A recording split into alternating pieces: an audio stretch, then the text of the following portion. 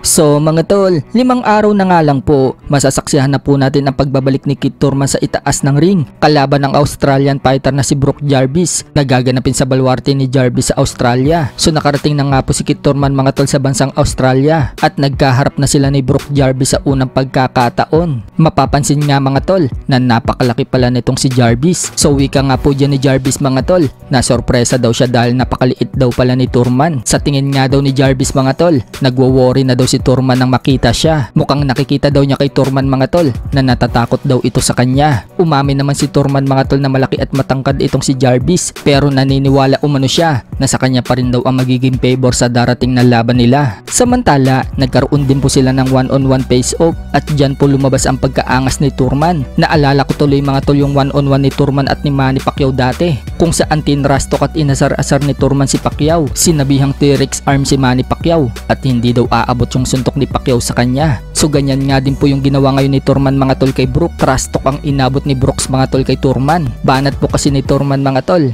Inaalala daw niya yung panga ni Jarvis dahil natulog na daw si Jarvis kay Liam Paru sa round 1 na hindi naman daw knockout puncher itong si Liam Paru. Tinanong ni Thurman si Jarvis mga tol kung nagpa-therapy daw ba siya pagkatapos ng laban nila ni Liam Paru. Sagot ni Jarvis mga tol, hindi daw. Kaya sinabi ni Thurman mga tol, baka kailangan na daw ni Jarvis na magpa-therapy sa puntong ito. Wag daw siyang mahiyang tumawag ng doktor. Buwelta naman ni Jarvis kay Thurman. Tinanong niya si Thurman kung okay lang daw ba siya. Mukhang pagod daw kasi si Thurman. So parang sinasabi ni Jarvis mga tol na mukhang wala sa kondisyon si Thurman. Ready na nga daw si Jarvis mga tol sa laban at pinagmalaki niya na nakaka 25 push up daw siya at mas dihamak na mas malaki daw siya kay Thurman. Buwelta naman ni Thurman mga tol, hindi daw siya ganun kadali kalaban. Ibang level daw siya. Marami daw ang nagwo-worry sa kanya sa pagiging inactivity. Pero boxing daw yan.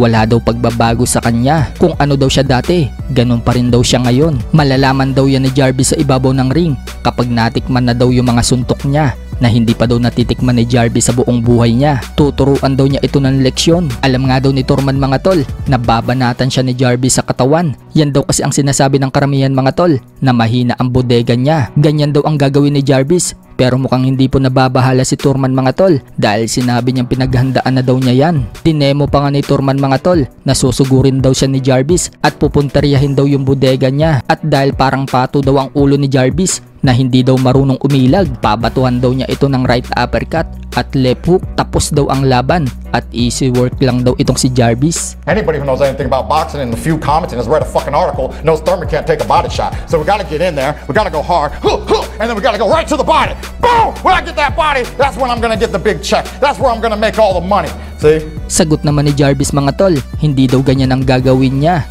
Ulo daw kasi ni Thurman ang babanatan niya. Dagdag pa ni Jarvis mga tol, hindi na daw magagamit ni Thurman ang footwork niya. Matanda na daw kasi si Thurman mga tol.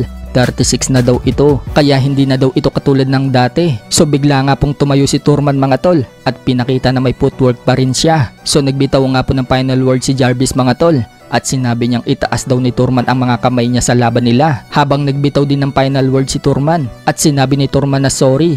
Knockout daw ang sasapitin ni Jarvis sa kanya. Iniba pa nga po ni Thurman mga tol yung boses niya. Talagang inaasar niya itong si Jarvis. I'm sorry, bro, but I gotta knock you out. I'm sorry, bro. It didn't have to be this way.